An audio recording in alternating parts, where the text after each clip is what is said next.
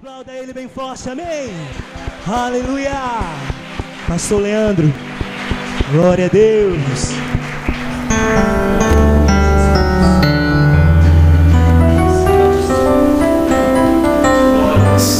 Glórias a Deus, amém? Tudo é teu, tudo é dele. A luz, por favor. O ar-condicionado lá atrás pode ser ligado.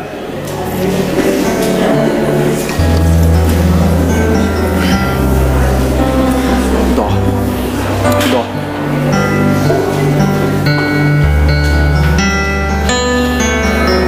Aleluias, amém? Tivemos um momento muito importante essa semana, que foi o batismo de 13 vidas. E foi algo maravilhoso, né?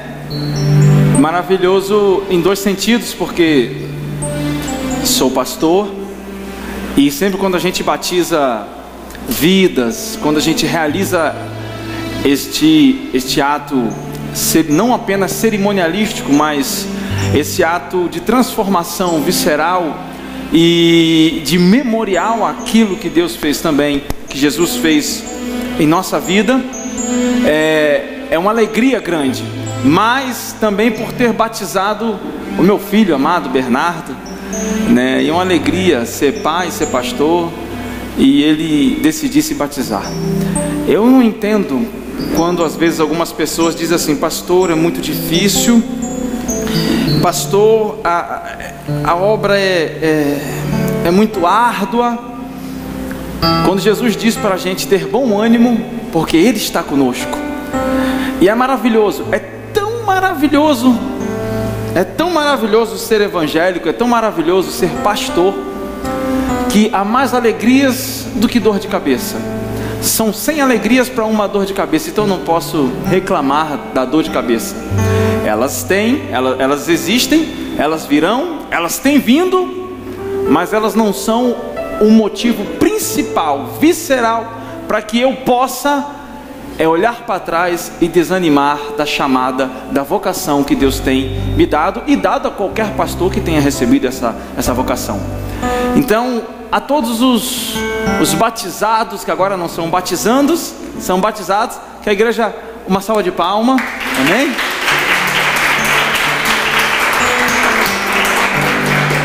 E também o Daniel, que batizou no dia do seu aniversário. E hoje é aniversário de Isadora Xenofonte, é amanhã, né? Cadê ela? Amanhã, amém. 22, ainda dá tempo de casar.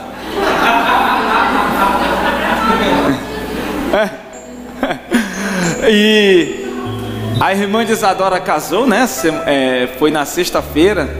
E eu fui surpreendido com a honra em entrar com a mãe da noiva, ó, no casamento, uma bênção. Abra sua Bíblia no livro de Lucas, capítulo 24.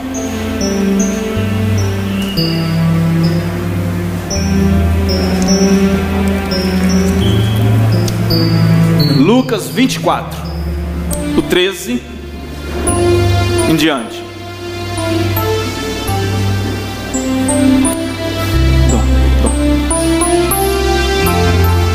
Minha noiva,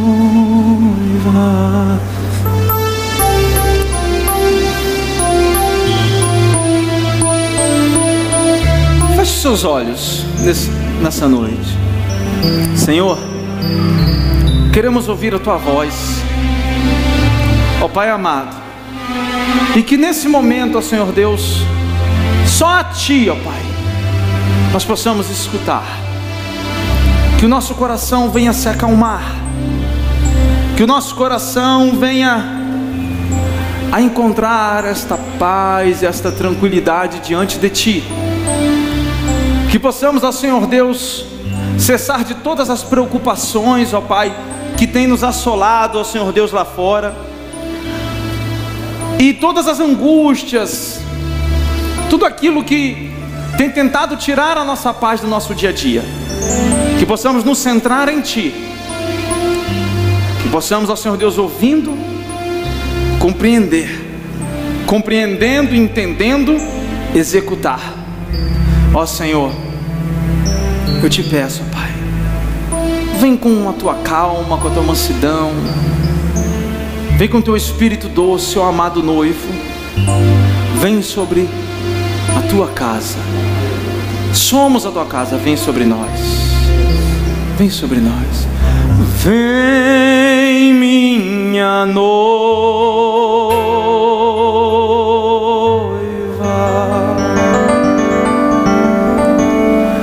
Vem, minha noiva.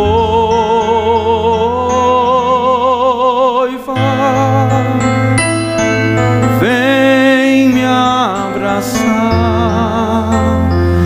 Vem me beijar. Vem, minha noiva.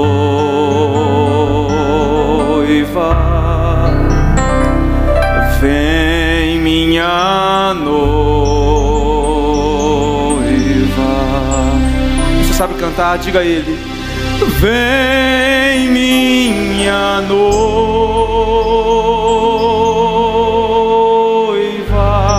Cante. Vem, minha noiva.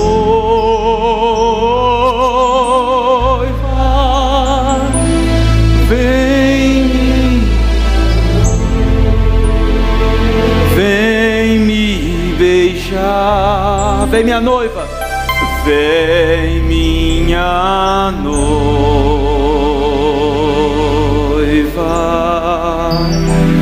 Vem, minha noiva.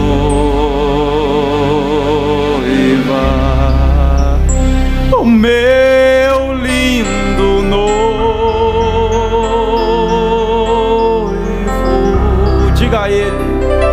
Meu lindo noivo.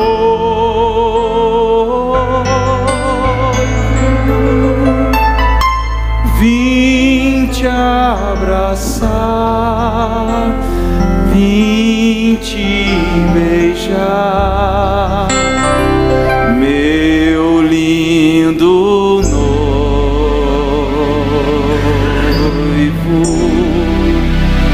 meu lindo noivo.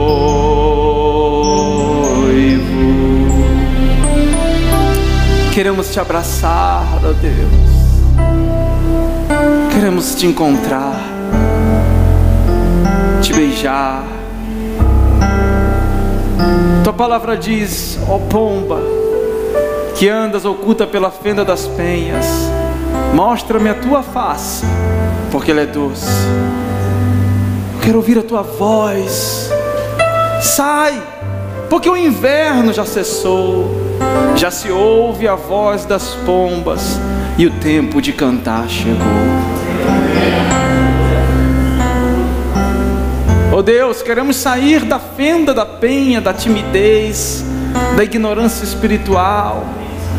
Senhor Deus, queremos sair da fenda da penha, ó Senhor Deus, por detrás da rocha que nos esconde, ó Senhor Deus, ó Pai, que nos mascara, ó Senhor Deus, que se há porventura uma sombra a sermos escondidos, será a sombra do Onipotente, a sombra do Altíssimo, mas não a sombra de algo efêmero, passageiro, de algo, ó Senhor Deus, desintegrável, ó Pai, com as ações do tempo, mas a sombra daquele que vive para todo sempre. Meu lindo noivo,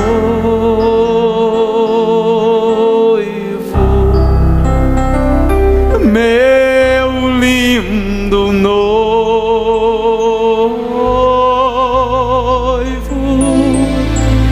vim te encontrar, vim te abraçar, vim te abraçar,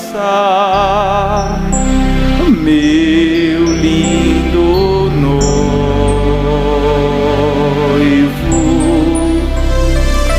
meu lindo noivo. Amém. Essa é a palavra do Senhor no livro de Lucas 24:13. E nesse mesmo dia, 2 discípulos caminhavam para uma aldeia chamada Emaús, distante de Jerusalém, 60 estádios. Iam falando um com o outro de tudo o que tinha se passado. Enquanto iam conversando e discorrendo entre si, o mesmo Jesus aproximou-se deles e caminhava com eles. Mas os olhos estavam-lhe como que embotados, vendados, e não o reconheceram. Perguntou-lhes então: de que estás falando pelo caminho e por que estás tão tristes? Um deles, chamado Cleofas, ou se a sua tradução estiver escrito Cleopas, está certo também, respondeu-lhe: és tu acaso o único forasteiro em Jerusalém que não sabe o que nela tem acontecido ou aconteceu por estes dias? Perguntou-lhes ele: o que foi? Ironia de Jesus, né? Sabe de todas as coisas e perguntou o que foi. Mas vamos lá, glória a Deus. Disseram: a respeito de Jesus de Nazaré, era um profeta poderoso em obras e em palavras, diante de Deus e de todo o povo. Os nossos sumos sacerdotes e os nossos magistrados o entregaram para ser condenado à morte e o crucificaram. Nós esperávamos que fosse ele quem havia de restaurar a Israel. E agora, além de tudo isso, é hoje o terceiro dia que essas coisas aconteceram, sucederam. É verdade que algumas mulheres dentre nós nos alarmaram. Elas foram ao sepulcro e antes do nascer do sol, e então, não tendo achado o seu corpo, voltaram dizendo que tiveram uma visão de anjos, os quais asseguraram que ele estaria vivo. Alguns dos nossos foram ao sepulcro e acharam assim como mulheres que tinham dito, mas a ele mesmo não viram. Jesus lhes disse: ó gente nécia, desprovidos de inteligência, como sois tardos de coração para credes em tudo o que anunciaram os profetas. Porventura não era necessário que Cristo sofresse essas coisas e assim entrasse na sua glória? Começando por Moisés, discorreu todos os profetas e explicava-lhe o que lhe se achava dito em todas as escrituras. Aproximaram-se da aldeia para onde iam, e ele como se quisesse passar adiante, mas eles forçaram-no a parar.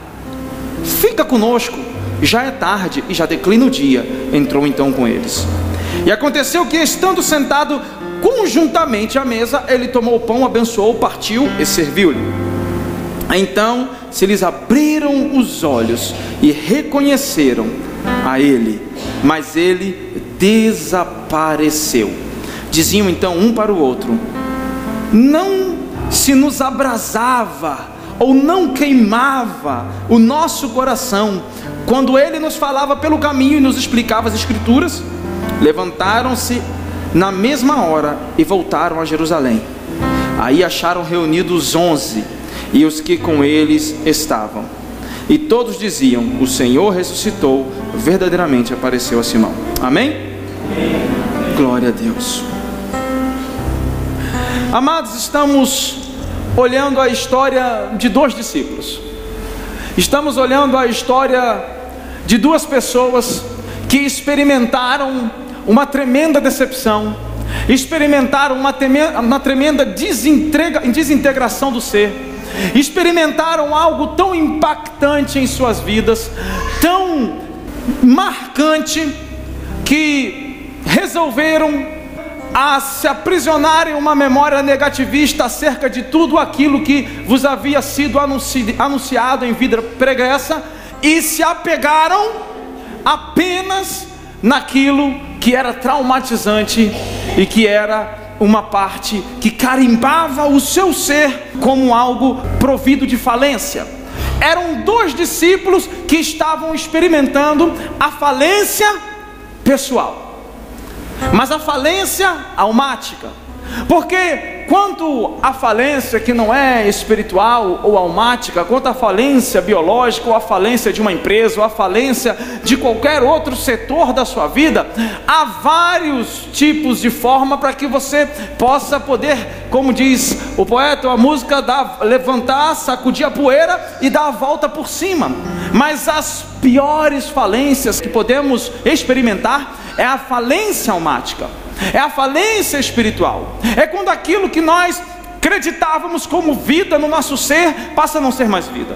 É quando aquilo que acreditávamos como fonte de alegria e de subsistência e fonte de poder, de dunamis, para que eu possa levantar todos os dias e seguir o meu dia como um bendito filho de Deus, como aquele que crê em Deus, como aquele que vai andando, caminhando de glória em glória. Quando essas coisas se tornam uma falácia na minha vida, se tornam apenas o pseudônimo da verdade, eu experimento uma falência totalmente devastadora no meu ser, e eu fico desanimado. Eu penso em voltar atrás, eu só olho para baixo. As minhas memórias são as piores memórias possíveis.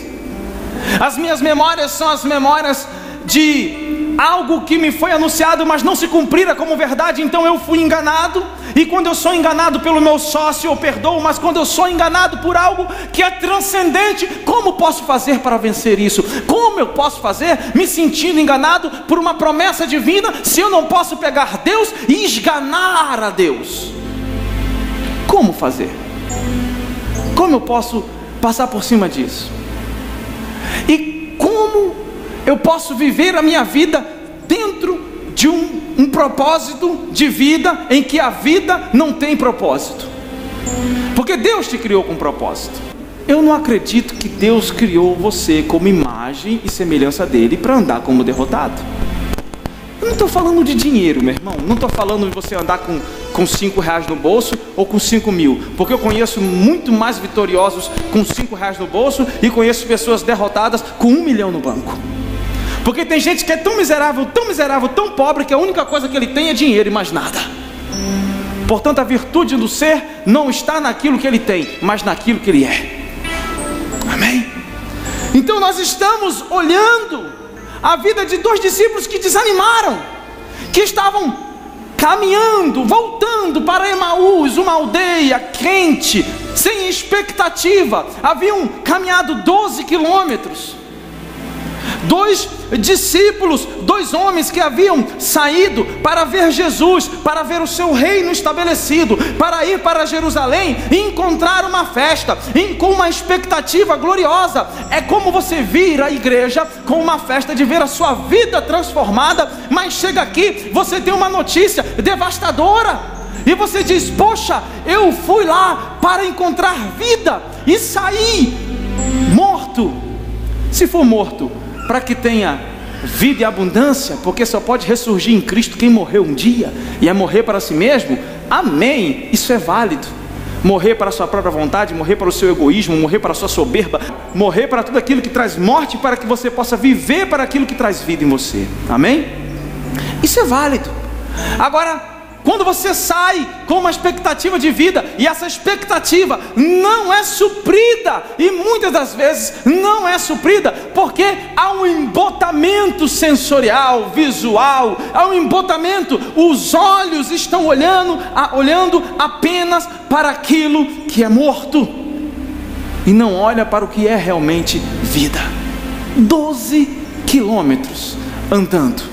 Eu vou sair de Emaús, vamos, Cleopas, detalhe, era tio de Jesus. Cleopas e o outro discípulo, Scorde, diz que talvez esse outro discípulo pudesse ser a esposa do tio de Jesus. É uma decorrência teológica, não afirmada 100% hoje, mas há uma linha que segue esse pensamento, e que por ela pode ser afirmada isso, mas isso não vem ao caso aqui agora. Então Cleopas e outro discípulo, Cleopas e outro discípulo andando. Vamos a Jerusalém. Vamos ver aquele que nos falou sobre o seu reino. Vamos entrar no seu reino. Vamos ver o reino estabelecido. Vamos ver aquele que ia remir o reino. E lá foram eles. Quando chegam lá, encontram as mulheres dizendo: Jesus ressuscitou. E eles não se animam. Não, nós queremos ver o Cristo. Nós queremos ver Jesus, aquele que estava anunciando as boas novas, e ele morreu, mas ele não está no sepulcro, o sepulcro está vazio. roubaram ele. Lembrem-se que os sacerdotes daquela época e os magistrados pagaram muito. No último capítulo de Mateus diz que eles deram muito dinheiro para que uma mentira fosse propagada em Israel. Qual a mentira? Vieram os seus discípulos à noite e roubaram o seu corpo, para que não pudesse ser alastrado a notícia de que ele havia ressuscitado. Então, quando nós olhamos somente para o lado negativo, nós acreditamos até nas mentiras que tentam nos alcançar.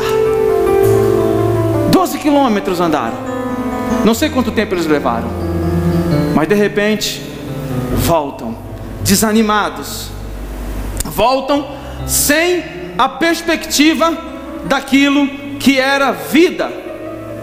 E sabe por quê? Porque a nossa alma às vezes quer a sincronia do tempo de Deus com o nosso tempo. A nossa alma não sabe esperar.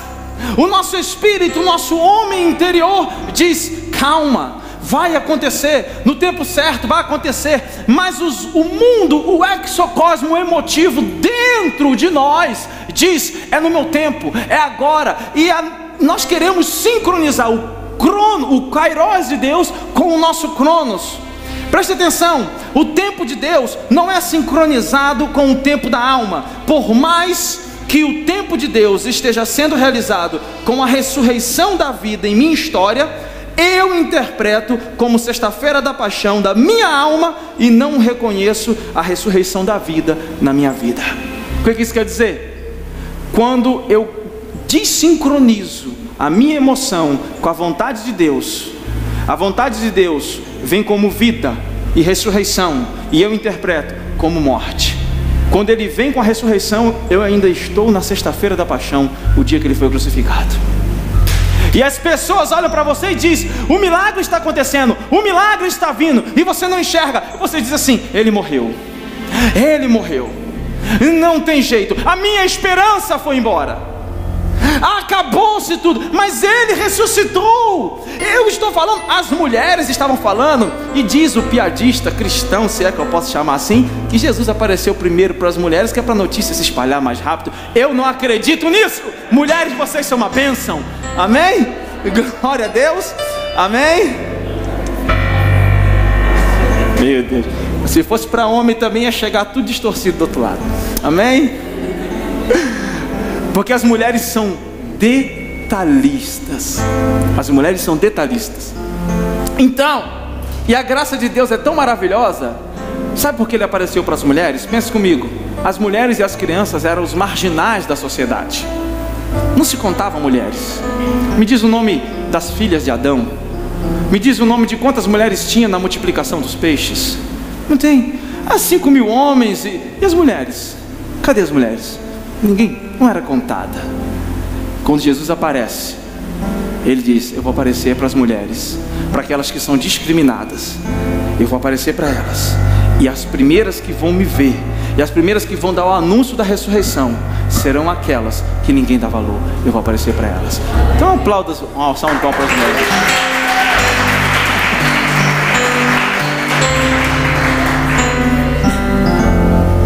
No versículo 18, eles perguntaram: você tem negligenciado, não sabe as coisas que têm acontecido nesses dias? Ora, era ressurreição, houve alegria, houve Jesus andando e chamando: mande chamar Pedro, chame ele porque eu quero conversar com ele. Houve Jesus sentando com seus discípulos e comendo, mas eles não viram tudo isso acontecer. Aprisionados em um passado desastroso. Tem gente que é aprisionado na tragédia, é aprisionado só nas memórias negativas. Uma das aulas que a gente dá para casais aqui é perdão. E uma coisa que me chama atenção no perdão é que perdão não faz contabilidade e nem faz registro de erros. E na nossa vida tem que ser assim: não fazer contabilidade e registro de momentos desastrosos. Não estou falando que você não deva chorar quando alguém querido vai embora, ou quando algo que você queria muito que acontecesse não venha a acontecer. Meu irmão, só se você for psicopata para você não chorar quando uma pessoa que você ama. Quem é que vai substituir a sua mãe? Quem é que substitui a sua vozinha que te amou? Ninguém. Então chore por ela. O problema não é o sentimento, não é o enlutamento, o problema é o enlutamento eterno. Não, porque esse enlutamento ele é passageiro. Ele é passageiro. Você lembra, mas você começa a lembrar de coisas boas que a sua mãe e o seu pai fazia. Do bolo de fubá, não sei, de cenoura com chocolate. Eu me emocionei no Desperta-me, porque nós tivemos que comer capitão lá. Aí eu comecei a lembrar da minha avózinha, porque minha avó chegava lá. Eu sou carioca. A minha avó saiu daqui grávida do meu pai, do Pernambuco. Aí, quando ela saiu grávida do Pernambuco, com meu pai na barriga, eu nasci no Rio. Meu pai nasceu no Rio de Janeiro, mas as nossas comidas eram nordestinas quando minha avó estava em casa. E eu amo cuscuz com galinha ensopada e linguiça. Que foi dele? Ela faz só para mim, ela não come. E aí, quando minha avó chegava em casa, nós vamos comer de capitão, meu filho. Eu falei, vamos. Mas capitão come com a mão. Eu falava, vai comigo mesmo, vó. E a gente sentava na mesa, só ficava eu e minha avó, cega e surda, e eu pequeno, mas bagunceiro. Imagina a bagunça que eu fazia na mesa. E pegava aquilo ali e comia. Eu falava, é muito bom. E comia. E quando eu fui comer lá no acampamento Desperta-me, eu lembrei, eu voltei no tempo. Eu me vi literalmente na mesa lá em Auma, no Rio de Janeiro, sentado com a minha avó, com aquele vestidão assembleano até o chão, e ela comendo. É bom, meu filho tem alma de nortista, né? Ela falava assim, nortista, não falava nordestino. Tem alma de nortista, né? Aí eu falo, eu comi. Essa é a memória que eu trago da minha avó. Eu não posso trazer apenas a memória de que ela foi embora e eu nunca mais vou vê-la aqui nesse plano horizontal, linear, terrestre. Não! A memória que eu trago dela é a memória de coisas boas que aconteceram.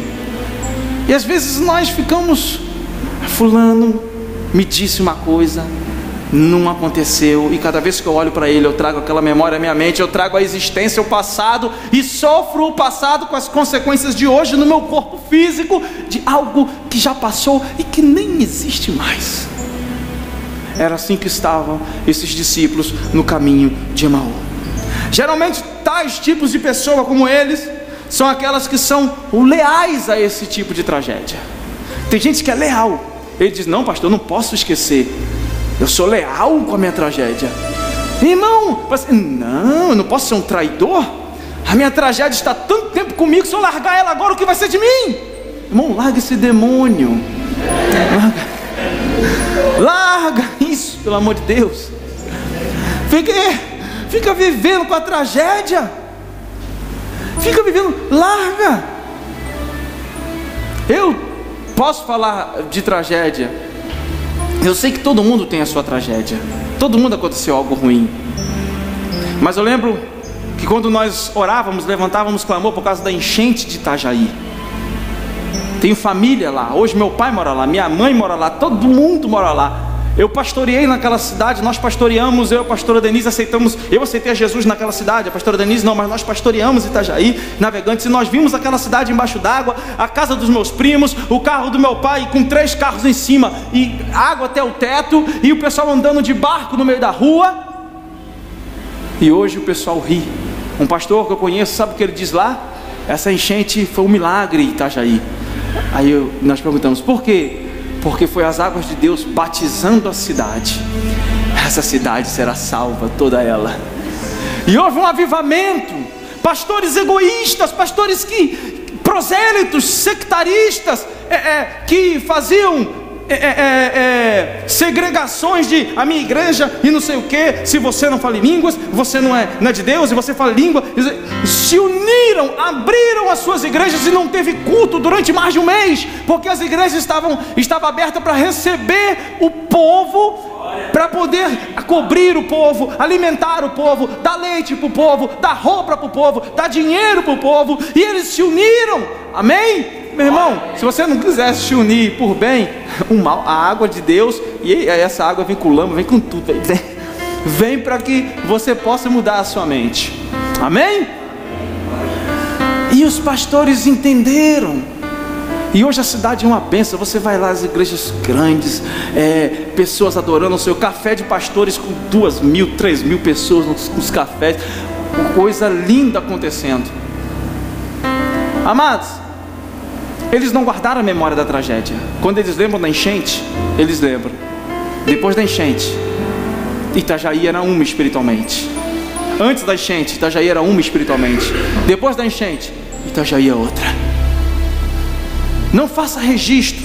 Tais tipos de pessoa não dão chance a Deus de lhe mostrar que as coisas do passado são estratagemas de Deus para que você possa sair do auto-engano. E esses mesmos vivem na síndrome de Emaús e ignoram as ocorrências. As mentes ficam paralisadas. O que Jesus disse?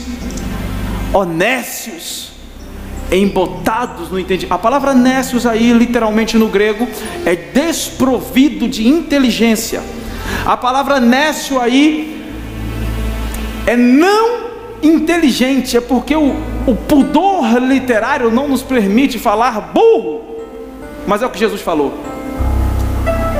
A palavra usada é anoteus, que é não inteligente, lentos na percepção, não inteligente. Jesus falou assim, meu irmão, eu penso em Jesus falando, meu Deus, imbecil. Porque Jesus disse isso, está lá no grego literal, anotel, desprovido de inteligência. Vocês não têm. O que eles estavam conversando?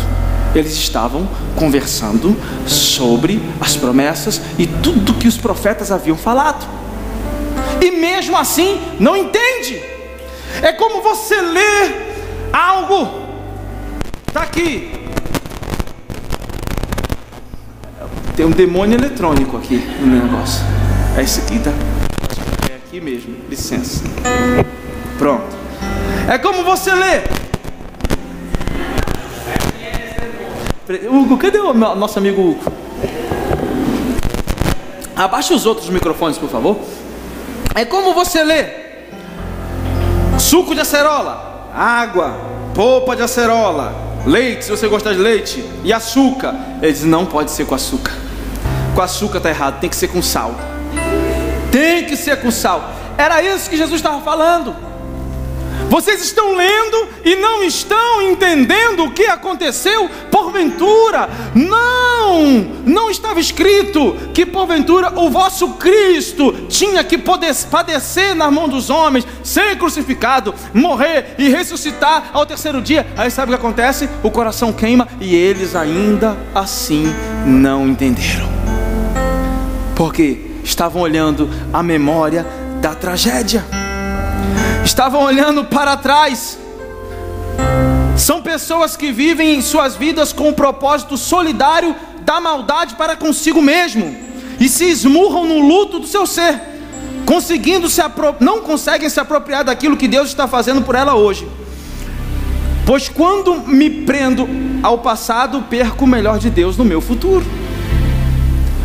O apóstolo Paulo diz o quê? Esquecendo as coisas que para trás ficam, prossigo naquela que estão diante de mim. Prossigo para o prêmio da suprema vocação. Então, quando eu fico ancorado no meu passado, vem aqui antes, vem aqui, me segure aqui. Cadê? Vem aqui, Hélio, na frente.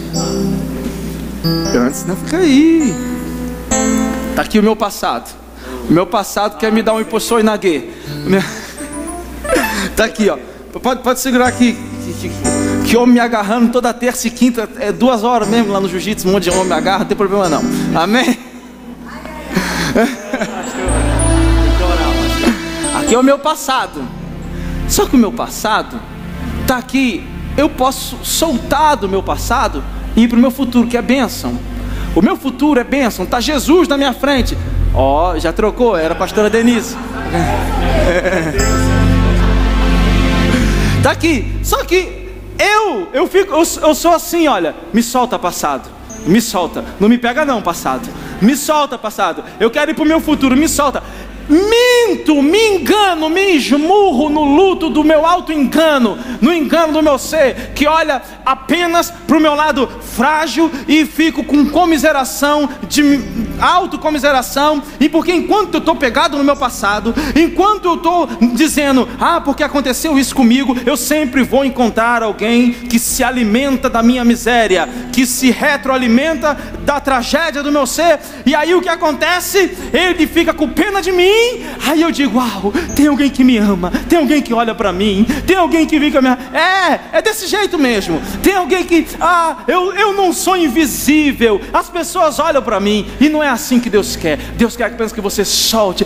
Pastor, mas no passado eu fumei maconha, no passado eu cheirei cocaína, no passado eu matei não sei quem, tá repreendido, mas no passado eu sei que... Meu irmão, Deus tem um futuro. Em Deus você é nova criatura. Eis que todas as coisas se fizeram novas. Eis que tudo aquilo que era ruim, passado, ficou para trás. Então salta o seu passado e corre, mano. Corre pro seu futuro. Dá um pulo pro seu futuro, em nome de Jesus. Amém? Glória a Deus. Jesus, me perdoa, Jesus. Jesus é uma benção aí, ó. Me segurou no... Viu? Por isso que eu não vou ter lá. Não aguentar. Olha o tamanho do homem. Amém? Amados, quando o propósito da minha vida é viver a vida sem o seu verdadeiro propósito, eu falo de Cristo, a respeito de Cristo, como se Cristo não soubesse dele mesmo. Preste atenção, eles estavam com Cristo. E aí ele diz, o que tem acontecido? Eles começam a falar de Jesus, para Jesus, como se Jesus não soubesse dele mesmo. E a gente começa a pregar para Jesus dele mesmo. Mas Jesus, é porque o Senhor... Eu começo a jogar na cara de Deus as coisas. Não, porque o Senhor me disse que ia fazer aquilo. E como é que essas coisas têm sucedido? Jesus, tu és Jesus. A tua palavra diz que tu és Deus. Como se Deus não soubesse que ele era Deus. Eles estavam desanimados à beira do caminho, quando encontrando com Jesus, lhe perguntaram se ele era apenas um andarilho. Jesus, sem saber, falavam com Jesus a respeito de Jesus e ainda desrespeitaram Jesus dizendo, és tu apenas um andarilho? Um nômade? Não tens lido o que tem acontecido aí? O Datena de Jerusalém, a Globo News, o Fantástico, está todo mundo anunciando que ele morreu. Acabou. Você não tem visto? Tens negligenciado os últimos acontecimentos? Como é que tu perguntas a nós por que estamos tristes? Você não conhece Jesus. E eles começam a discorrer de Jesus. Quantos de nós fazemos isso? Quantos de nós, quando vamos nos aconselhar, vamos falar, ou quando vamos orar, é Jesus, Jesus, Jesus, é cobrando, depois é pedindo, é cobrando algo que Deus fez, e às vezes Deus nem prometeu, ou às vezes Ele prometeu e você interpretou de outra maneira. Tem gente que tem os 5 dedos da mão aqui, ó, na cabeça, da mão do pastor, na cabeça. Ele não pode ver o pastor que ele mete a mão embaixo, ora por mim.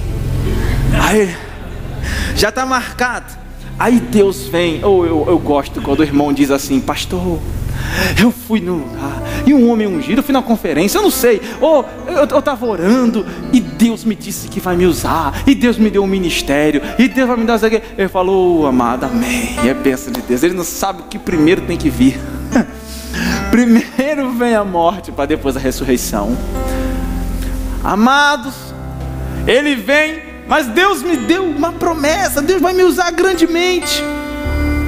E aí, a despeito daquilo que já falamos, a sincronização da alma, a gente fica, meu Deus, não era, o Senhor não me deu um ministério? Como eu já falei uma vez, a maioria não estava, eu cheguei aqui um dia, 2 pessoas nessa igreja, Alana, Amanda. Eu acho que nesse dia, ainda mais tarde, chegou Paulinha e Saul. Mais tarde, mais 2 pessoas. Eu falei, Senhor, o Senhor quer mesmo que o Senhor, a gente está gastando uma fortuna de passagem de Fortaleza para cá, o Senhor quer que eu volte a morar em Juazeiro? Irmãos, aqui tinha um computador. Aí eu, com a depressão, eu não tinha entrado ninguém, né? Desanimar, todo mundo desanima. O problema é quando você dá força ao seu desânimo. Eu bem desanimado assim, vendo as coisas, mas meio desanimado. Sentei aqui no computador, Itamar. E foi o primeiro culto, que você não estava aqui. No segundo culto você já estava aqui. Foi o primeiro. Aí eu sentei, eu falei assim, música, eu botei no computador, música. Aí apareceu um monte de música e tinha um nome em inglês. Aí eu vou escutar isso aqui. E botei, e liguei nas caixas. Quando eu liguei, aí estava aquela música.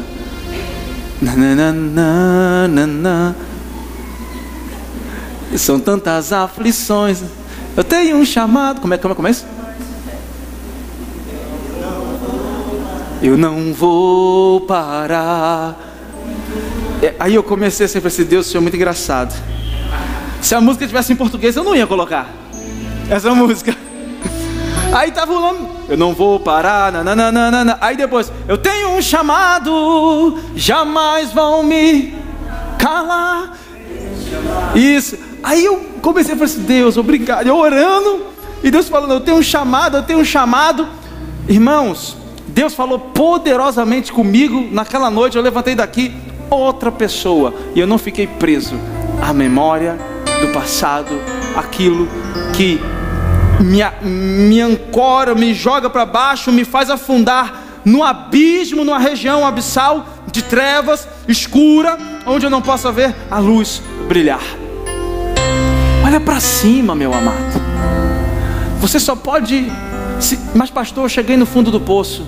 Então fique alegre. Como? Pastor, eu cheguei no fundo do poço. Fique alegre. Como? Não tem como você descer mais. Não tem. Agora é hora de subir. Você chegou no fundo do poço, para onde você vai? Não tem. Pastor, eu estou esperando chover na minha vida, chuva de bênção, e não chove, está seco, eu estou no fundo do poço. Então faz o seguinte, cava mais um pouquinho, porque se a água não vier de cima, ela vai brotar de baixo. Mas vai brotar água na sua vida em nome de Jesus. Vai brotar, meu irmão. Agora, você vai ficar olhando para as paredes do poço? Meu Deus, eu estou no fundo do poço. A morrer seco, eu estou no fundo do poço. Olhe para aquilo que Deus tem falado para você. Olhe para cima, olha para frente, olha avante. Jesus ainda pergunta, por quê? O que aconteceu? Olha, o humor de Jesus. O que tem acontecido? Qual é a história da decepção de vocês? Quando o meu propósito de vida é viver a vida sem um verdadeiro propósito, eu caminho à toa. 12 quilômetros de ida, silêncio, 12 quilômetros de volta. Só que 12 quilômetros eu caminhando, sujei a roupa, sujei o pé, sujei o cinto, queimei a pele, e voltando ali, Jesus apareceu para ele. É lógico que o Cristo ressurreto que apareceu para eles não estava mais sujeito às adversidades do tempo. Não está, era o Cristo com o corpo glorificado. Eu estou aqui sentindo um pouquinho de frio, sentindo um pouco de fome. Eu não... Vou pagar uma pizza aí para mim depois. Sentindo um pouco, porque eu não ressuscitei. eu não ressuscitei, era o Cristo ressurreto. O seu corpo não estava mais sujeito às contingencialidades do tempo. O seu corpo não, os seus olhos eram outro, a sua pele era outra. Mas gente, era o tio de Jesus que estava ali. Ainda que seja uma proximidade, ainda que você tenha vivido, ou melhor, expressando, uma proximidade com Cristo, ainda que você tenha vivido coisas grandes, mas você olha para aquilo que já foi e vive uma vida sem o propósito do verdadeiro propósito de vida, que é glorificar a Deus, que é ir adiante, que é ir de glória em glória, que é não parar de falar que Ele é bom, justo, verdadeiro, que a sua misericórdia dura para sempre, que é evangelizar, que é ir de pregar o evangelho a toda criatura. Não, eu olho para aquilo que tenta me parar e sou parado por essa falsa memória. E ainda que eu venha ter vivido próximo de Jesus, eu desconheço esse Jesus que outrora foi tão próximo de mim. Desconheço. É por isso que hoje nós vemos pessoas que no passado foram altamente usadas por Deus e hoje estão desviados. É um dos motivos. Estão fora da igreja. Pastor, não dá. Ele bota defeito em tudo, mas ele não vê que o defeito é ele. Ele diz, não, é porque o irmão, é porque o pastor, é porque a pastora, é porque o presbítero, é porque o diácono, bem que a Bíblia diz, resistiu o diácono e ele fugirá de vós. Amados, sujaram todo o seu corpo. Pés é caminho perdido. Sabe o que acontece? Quando eu vivo dentro dessa memória, eu chego naquele lugar e aquele lugar passa a ser lugar algum para mim. Eu chego em um lugar, eu chegando naquele lugar, aquele lugar perde o significado. E o lugar perdendo o significado para mim, eu mesmo me dessignifico. Eu mesmo digo, eu não tenho mais razão de existir, porque a razão de eu existir era ir para este lugar para ver o Cristo ressurreto, ou o Cristo que vinha remir o seu reino. E esse remir, a palavra grega usada é libertar, literalmente, para estabelecer outro reino. Mas como um Cristo que morre pode libertar e estabelecer outra coisa, qualquer coisa? Essa era a mente deles, carnal. Aí eu vou perdendo o significado, vou perdendo a razão de existir e vou fazendo à toa. Não basta só chegar lá. Chegando lá, você tem que saber o que fazer. Tem muito empresário que cresce, explode e quando chega lá em cima, fale. Porque ele só tinha um desejo de chegar lá, movido pela sua própria vaidade ou por todas as outras coisas que possam mover um coração de um homem que não seja o propósito verdadeiro de Cristo. E quando chega lá ele diz, e agora? Pum, eu me formei, e aí? Vai parar? Vai ficar sentado? Aí eu concluí o curso. Tá, você queria concluir para quê? Só para adquirir conhecimento? O verdadeiro conhecimento, ele só é benéfico quando você pode compartilhar esse conhecimento. Se você não compartilhar esse conhecimento, não adianta ter conhecimento. Não adianta. Um coração sábio é aquele que ama ensinar, ama repartir aquilo que sabe. Tem pessoas que conversam com a gente e dizem, pastor, faz tanto tempo que eu estou nessa situação. Quanto tempo, irmão? Porque quando ela me traiu, quando ele me traiu. Irmão, há quanto tempo? Pastor, meu coração dói só de falar. Falei, pronto, já sei que esse negócio não vai dar certo. Irmão, há quanto tempo? Pastor, faz 25 anos que o homem já está em Miami, já casou de novo, já está andando de lancha lá, e você está carregando esse homem, fazendo ele adulterar com a esposa, carregando ele com você, dormindo com ele todos os dias, porque você encontra nele a expectativa de algo bom, quando a sua expectativa está bem diante de ti para ser suprida, que é o Jesus Cristo vivo, que ressuscitou e vive para todo sempre. Nós colocamos expectativa em coisas passageiras. Interpretamos, e quando fazemos isso, interpretamos até Jesus como passageiro na nossa vida. Está na hora do povo de Deus acordar, aprender a perdoar, aprender a colocar os seus olhos em Cristo, Aprender a enfrentar as adversidades, porque se você não passou, não é praga, não se preocupe, é promessa de Deus. No mundo tereis aflição, mas tenha de bom ânimo, porque Ele venceu o mundo. Você vai passar, seja grande ou pequeno, não sei, com aquilo que você pode suportar, mas você passa. Cada um tem a sua, e na medida do que pode suportar, não é que seja grande ou pequena, porque se Deus permitiu, é porque você pode passar por isso aí. Peça só graça a Deus para que você possa passar por isso aí. Eu caminho à toa e resolvo discutir por coisas banais, e me dedico às coisas efêmeras, quando o que é real passa desapercebido diante dos meus olhos. Preste atenção, quando eu vivo nisso, eu começo a discorrer a respeito do que é falso. Quando eu me dedico às memórias de tragédias do passado, eu vivendo uma vida, o meu propósito de vida é viver uma vida sem propósito, porque isso não é propósito de vida, isso é sadomasoquismo espiritual, almático. Porque quando você se dedica às memórias do passado, a sua imunidade baixa e você começa a ficar doente, a toda uma gama de doença psicossomática que lhe acomete. Eu começo a discorrer do que é falso e o que é verdadeiro passa por mim e eu nem percebo. Olha só, o coração está queimando, aí Jesus desaparece, aí eles dizem, é Jesus, já foi, acabou. Porventura não nos queimava o coração quando Ele abria a Escritura e nos anunciava a palavra? Mas eles ficaram tão preocupados em saber o que você estava fazendo que você não viu a tragédia. E Jesus explicando para eles, falando, anunciando, o profeta Isaías, por aí vai, Gênesis, Jesus falando. E eles, eu estou descendo, não dá. Você é um andarilho. Já caminhamos 12 quilômetros, estamos suados, estamos fedorentos, os nossos pés estão sujos, perdemos o nosso caminho, estamos empoeirados.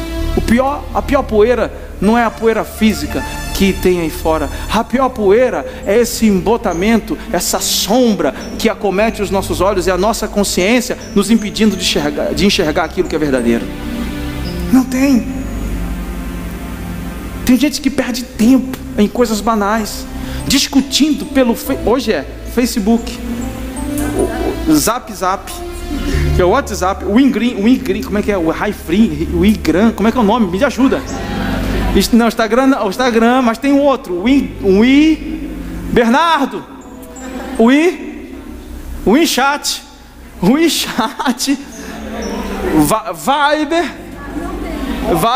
Viber, não tem não, hã? O WhatsApp, peraí, Orkut, Skype. Esses dias eu entrei no Orkut para resgatar umas fotos. Eu entrei, nem sabia que eu tinha a senha de Orkut ainda. Eu falei assim, eu queria ver umas fotos antigas. Aí entrei, a foto. Amados, você não é proibido de entrar em nada disso. Eu tenho meu Facebook e amo botar umas coisinhas lá.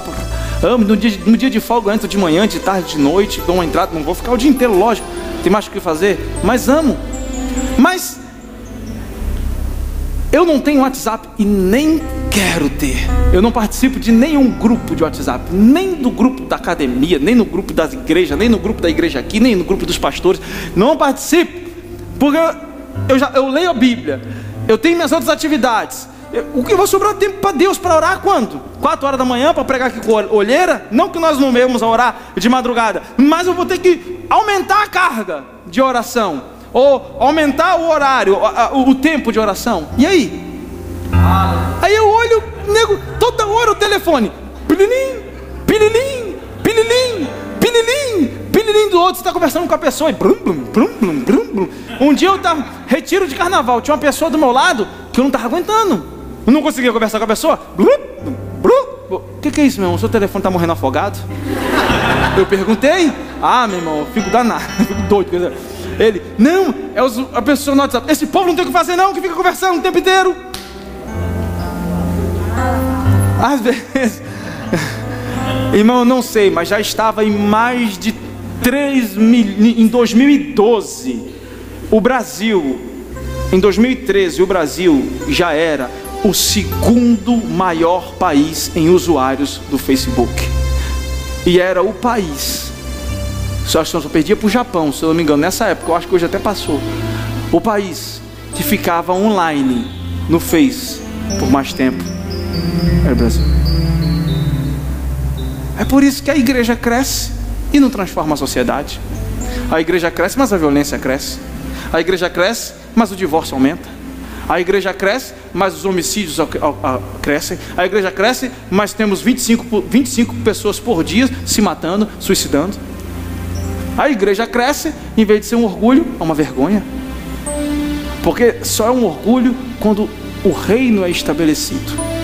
Aí recebe, não, porque a gente tem que orar, porque o PT, porque eu não sei o que, tal. O PT, o mundo, eu não sei mais o que, o exocosmo, o cosmocrata, a potestade, o principado, está tudo tomando conta, porque crentes passaram anos e anos, esse ato que se materializou na igreja durante anos, orando dentro da igreja, e crente não pode estudar, orando dentro da igreja, vamos orar, porque o demônio vai sair. O pior demônio é o demônio da ignorância. Tudo isso está acontecendo porque a igreja resolveu se enclausurar e não manifestar o reino lá fora. Deus quer levantar médicos, Deus quer levantar psicólogos, Deus quer levantar homens e mulheres, advogados lá, diplomatas, para influenciar a sociedade. Mas pastor, eu não tenho vocação para isso. Irmão, Deus vai te levantar, você irmão, você não pode, eu não sei nem falar direito. Se Deus te usar, você quiser manifestar o reino de Deus, Ele vai te usar. Você vai entrar na prefeitura e vai falar de Deus, mas você não vai ficar em sua casa só orando. Eu vi hoje uma foto de uma mulher de 103 anos, está fazendo hora extra aqui, de 103 anos. Sabe o que ela está fazendo? Entrou na escola para aprender a ler, porque ela queria ler a Bíblia. Não existe desculpa para você ficar sentado. O reino de Deus é basileia, é dinâmico, não é sentado orando, pedindo a Deus, é indo, se movendo, é pregando. Por isso que o verbo não é imperativo, é gerúndio, é indo, fazendo. Eu não paro até o último dia da minha vida. Enquanto eu tiver fôlego, eu vou fazer. Um certo poeta, sentado numa cadeira de roda, ele entrou no teatro e disse: eu, enquanto tiver sangue na minha veia e voz na minha garganta, eu vou empunhar o meu violão e cantar. De qualquer maneira eu canto, de qualquer maneira irei cantar. Aí os crentes, porque acontece alguma coisa, ai, mas não, minha vida é uma desgraça. Irmão, se o cara pro mundo canta de qualquer maneira que ele quer dizer, não é de maneira relaxada não, de qualquer maneira é em cima da cadeira de roda, doente, todo torto. Ele está lá cantando pro cão, e a gente preso na memória do passado, dizendo: aconteceu uma tragédia, estou impedido de fazer a obra de Deus. Não existe. E para finalizar, eu não preciso que você goste dessa mensagem, você tem que entender apenas. Amém? Glória a Deus. Eu caminho à toa, pois o caminho me distanciando de Cristo. Somos diferentes em tudo, mas somos iguais nas assolações. E dentro disso, saiba que você não é o único a ser assolado. Você caminha à toa porque você caminha se distanciando de Cristo. Você pode ser melhor cantando, você pode ter mais dinheiro do que teu irmão, você pode ser mais bonito dentro da sua concepção de beleza, você pode ser mais alto, cada um tem a sua. Você pode se vestir melhor ou pior, você pode ter um carro melhor, mas nas assolações todo mundo é igual. Os abismos se estreitam quando você se identifica com o sofrimento do outro, porque você sofre também. Ninguém é fonte de saúde plena.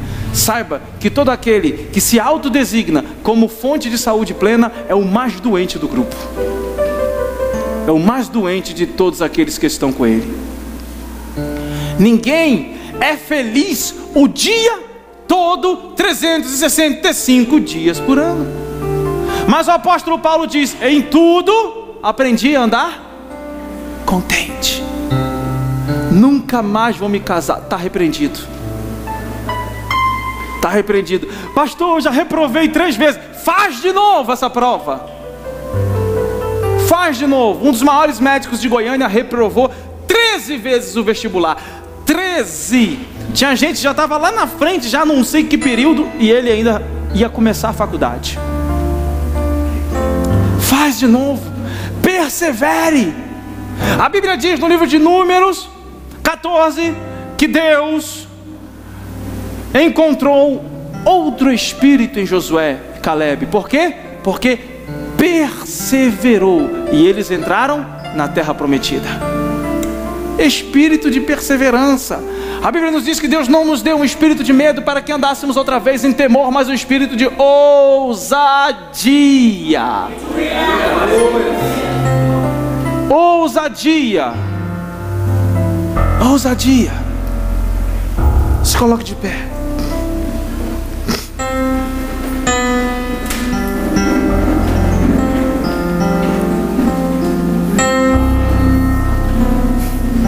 Preste atenção. Você sabe o que é um comando? Existe um protocolo que eu gosto de seguir.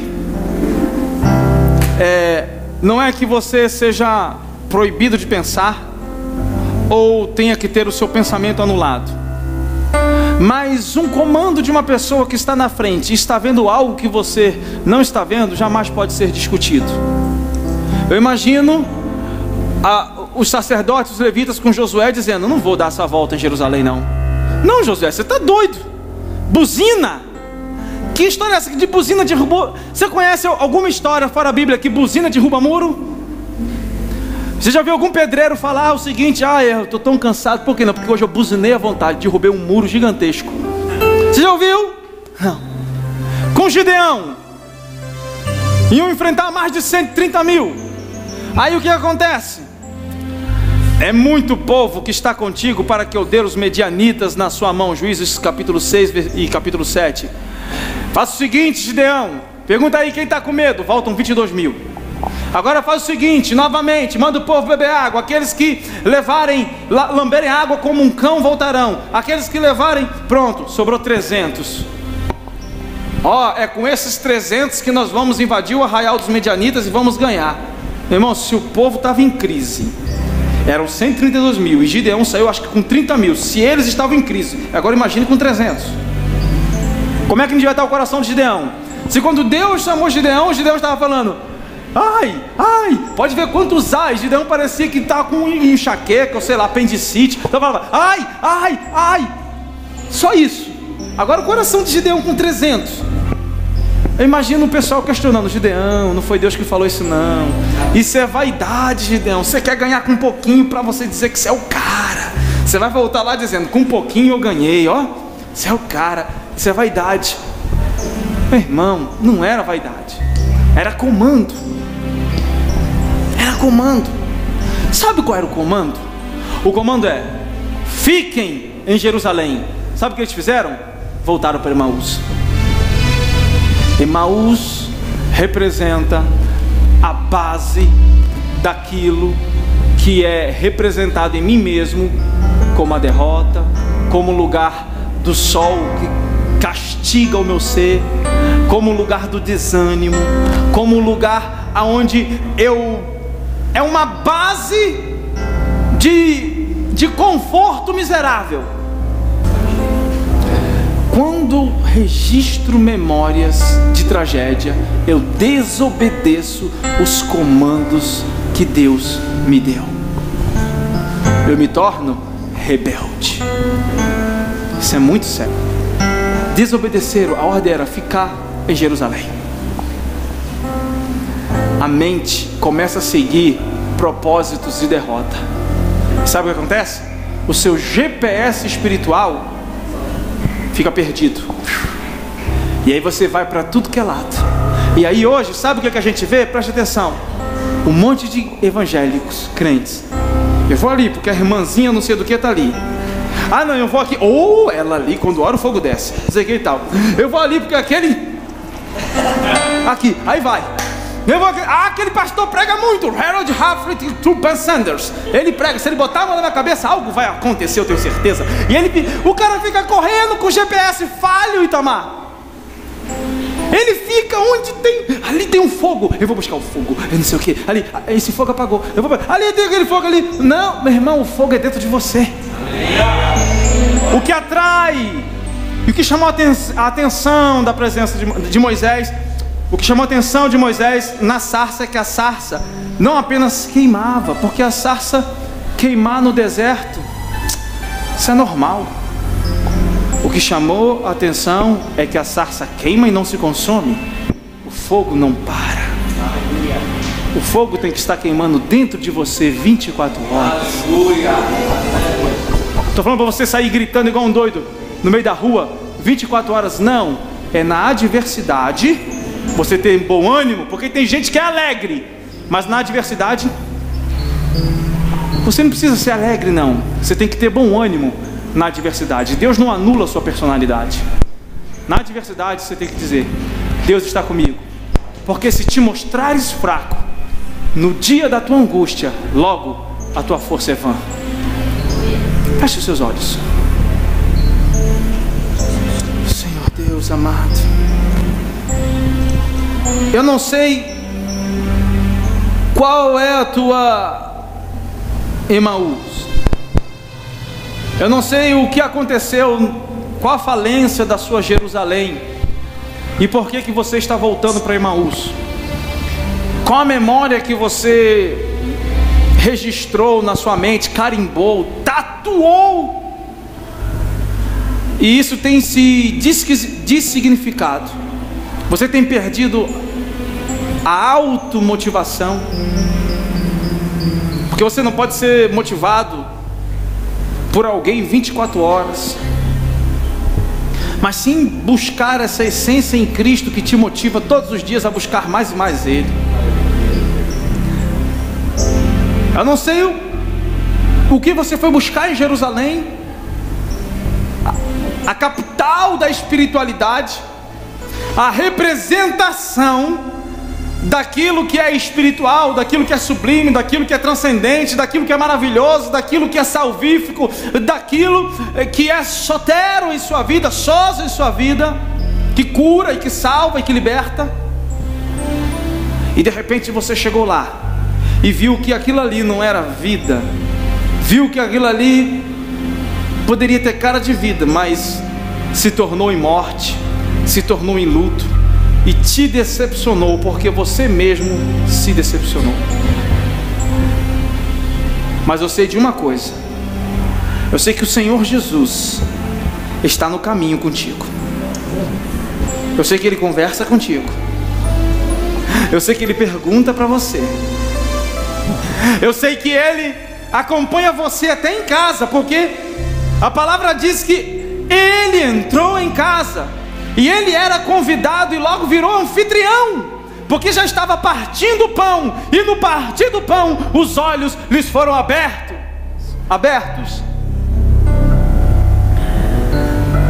Ele não te abandona. Ainda você registrando memórias, ainda você olhando Cristo como algo ruim e rejeitando o comando dele, ainda Ele sendo vida e você olhando apenas para a sua vida, interpreta a vida dele como morte e morre para tudo aquilo que seria vida na sua vida. Ainda assim Ele está com você. Ainda assim Ele não te abandona e caminha contigo com os pés sujos, caminha contigo com os seus cintos sujos, caminha contigo com as suas vestimentas sujas, caminha contigo com a sua pele queimada, com o seu cabelo castigado do sol e das ações do vento, caminha contigo com a sua boca seca, mas Ele está contigo. Ele não te abandona. É um deserto, e Emaús é o ponto final, mas no ponto final Ele te dá uma nova história. No ponto final Ele faz tudo novo. No ponto final Ele abre os vossos olhos. Se você chegou aqui hoje dessa maneira e quer esse Jesus na sua vida, quer que Ele dê o ponto final no seu ponto final, para que 2 pontos ou um travessão seja executado na sua vida e uma nova narrativa a partir daí venha começar.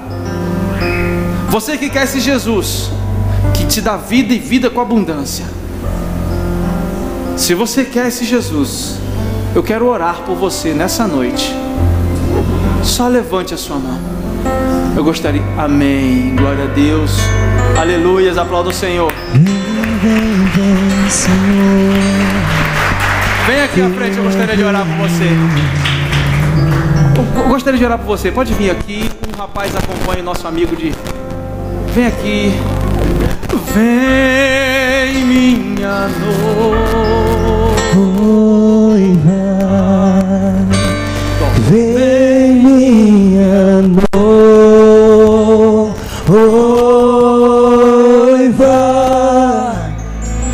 Vem me beijar. Vem me beijar. Vem me abraçar. Vem me abraçar.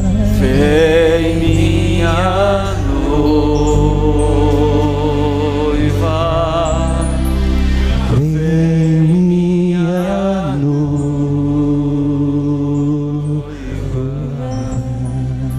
Deus vai usar vocês tremendamente. O coração de Deus nessa noite ministra a vontade de Deus, o pensamento, o querer, a totalidade de Deus. Ministra o alto perdão. Ministra para que você possa se perdoar. Porque se você não se perdoar, qualquer perdão que vier sobre você, você vai dizer: tudo bem, Ele me perdoou, mas eu não me perdoo. Me faz distanciar. Nesse momento comece a se perdoar, meu amado. Faça a sua oração. Coloque a mão no seu coração e comece a orar agora. Todos. Tem algo em você que pode ser, às vezes, quando você era adolescente. Eu não estou fazendo regressão, nada disso. Mas às vezes nós carregamos algumas cargas que parecem ser imperceptíveis ou invisíveis, mas nos impedem de caminhar mais rápido, nos impedem de subir. Você tem que subir, e tudo que é carga te impede de subir. Quando você sobe, o ar é rarefeito e você precisa estar mais leve. Deixa essas cargas da vida pregressa e viva o melhor de Deus no seu futuro. Teu é o reino. Perdoe em nome de Jesus. É o poder, Ele já te perdoou. é a glória para sempre. Amém. Teu é o reino, teu é o poder, tua é a glória para sempre. Amém. É o reino teu, é o poder, tua é a glória para sempre. Amém.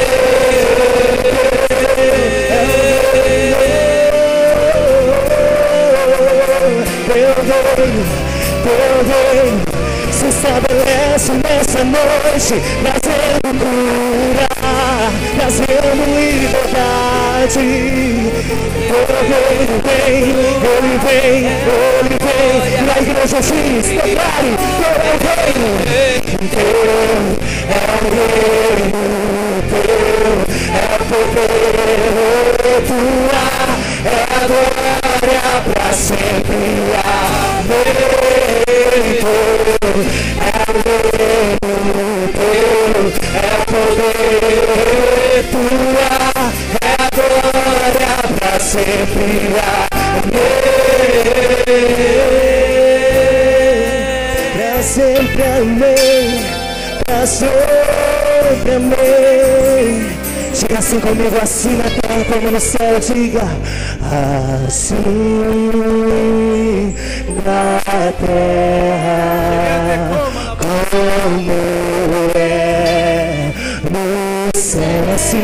diga assim na terra como é no céu. Diga que o reino vem. Chame o nome de Deus nessa noite. Diga teu reino vem, teu reino vem. Chame o reino de Deus nesse lugar. Teu reino vem.